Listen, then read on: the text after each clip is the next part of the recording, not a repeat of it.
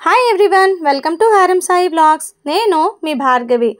ఈరోజు మామిడికాయ చిన్న ముక్కలతోటి తీపావకాయ ఎలా పెట్టాలి అన్నది ఈ వీడియోతో నేను మీకు చూపించబోతున్నాను అన్నమాట. నేనైతే ఒక 3 కలెక్టర్ కాయలు తీసుకున్నాను. నేను తీసుకున్న కాయలు మరీ కాయగా లేవు, అలా అని కొంచెం పండుగ కూడా లేవు, మధ్యస్థంగా అయితే ఉన్నాయి. కాయలు ఇప్పుడు నేను పెట్టే ఆవకాయకి ఎలా ఉన్నా పర్వాలేదన్నమాట. అంటే ఇప్పుడు కొంచెం వర్షాకాలం కూడా స్టార్ట్ అవుతుంది కదా, రెండో పోత వస్తుంది. అలాంటి కాయలతో కూడా ఈ ఆవకాయ అనేది పెట్టుకోవచ్చు. దీనికి మనకి టెంకతో అవసరం లేదన్నమాట. ఓన్లీ మనం కాయలు చక్కగా నీట్గా కడిగేసుకొని పొడిగుడ్డతో తుడిచేసుకున్న తర్వాత చక్కగా పీల్ చేసుకోవాలి, తొక్క తీసుకోవాలి. తీసుకున్నాక మనకు నచ్చిన సైజులోని ముక్కలైతే కట్ చేసుకోవాలి. నేనైతే ఇక్కడ చిన్న చిన్న ముక్కలైతే కట్ చేస్తున్నాను. సో దీనికి ఆవకాయలాగా నేను పెడుతున్నాను అన్నమాట, బెల్లం వేసి. ఇది కాంబినేషన్ కింద పెరుగు అన్నంకి అయితే చాలా బాగుంటుంది. ఇంకా మనకి మార్నింగ్ బ్రేక్ఫాస్ట్కి ఒక్కొక్కసారి మనకి చట్నీలు చేయడానికి టైం సరిపోకపోతే ఆల్టర్నేటివ్గా కూడా ఈ ఆవకాయ అనేది చాలా మంచి కాంబినేషన్ అయితే ఉంటుంది ఇడ్లీ, దోశ, టిఫిన్స్లోకి అయితే. ఇంకా మా పిల్లలైతే ఇందులో బెల్లం వేస్తాను కాబట్టి తీపావకాయ చాలా ఇష్టంగా తింటారు. ఇక్కడ నేనైతే మామిడికాయలు 3 వరకు తీసుకున్నాను. సో ఇలా తొక్క తీసి నీట్గా అయితే కట్ చేసుకున్నాను అన్నమాట, చిన్న చిన్న ముక్కలు. ఇప్పుడు ఇందులోని ఒక 1/2 టీ స్పూన్ వరకు పసుపు అయితే వేస్తున్నాను. పసుపు చాలా మంచిది, యాంటీబయాటిక్ కూడా. దట్టు ఇది మనకి 1.5 మంత్ కొంచెం బాగుండాలి అంటే బూజు పట్టకుండా కొంచెం పసుపు అయితే ఫస్ట్ యాడ్ చేస్తున్నాను నేను.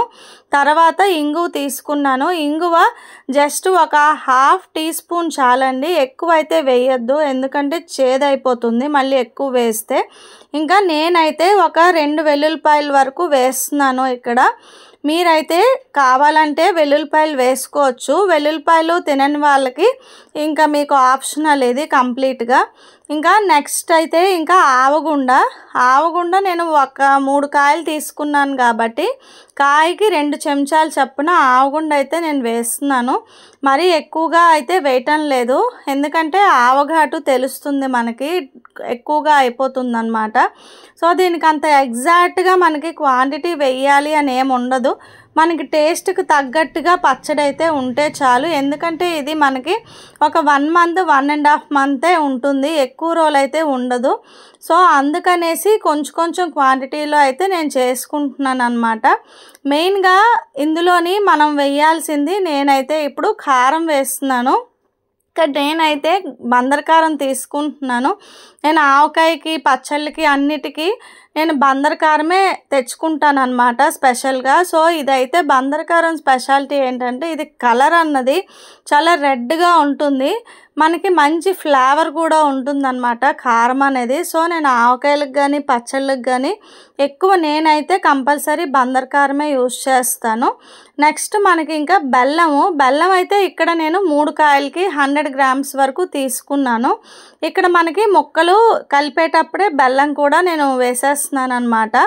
మీకు మీ రుచికి తగ్గట్టు బెల్లం కొంచెం ఎక్కువ తినేవాళ్ళే అయితే ఇంకొక 50 గ్రామ్స్ ఎక్స్ట్రా బెల్లం తీసుకోండి. బట్ నేనైతే అంత మరీ ఎక్కువగా వేయట్లేదు, మరీ తీపిగా అయిపోతుందని చెప్పేసి. ఇంకా ఇప్పుడు ఇందులో అన్నీ కలిపేసాము. ఉప్పు కూడా తగినంత చూసుకొని వేసుకోండి, మరీ ఎక్కువగా వేసుకోవద్దు. ఎందుకంటే మనకి ఒక 1 డే తర్వాత అప్పుడు కంప్లీట్గా టేస్ట్ అన్నది తెలుస్తుంది. సో అప్పుడు ఒకవేళ తక్కువ అయితే కనుక అప్పుడు యాడ్ చేసుకోవచ్చు. ఇంక ఫైనల్గా నువ్వుల నూనె అయితే నేను 100 ml తీసుకున్నాను 3 కాయలకి. 100 ml కూడా ముందు కొంచెం వేసి చక్కగా కలిపిన తర్వాత లాస్ట్లో ఫైనల్గా మళ్ళీ కొంచెం ఆయిల్ వేసేయండి మిగిలింది కూడా.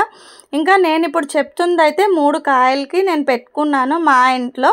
ఇదైతే పప్పు అన్నం, పెరుగన్నంలోకి అయితే మంచి కాంబినేషను, చాలా టేస్టీగా ఉంటుంది. మీరు కూడా కంపల్సరీ ట్రై చేయండి. Thank you so much for watching.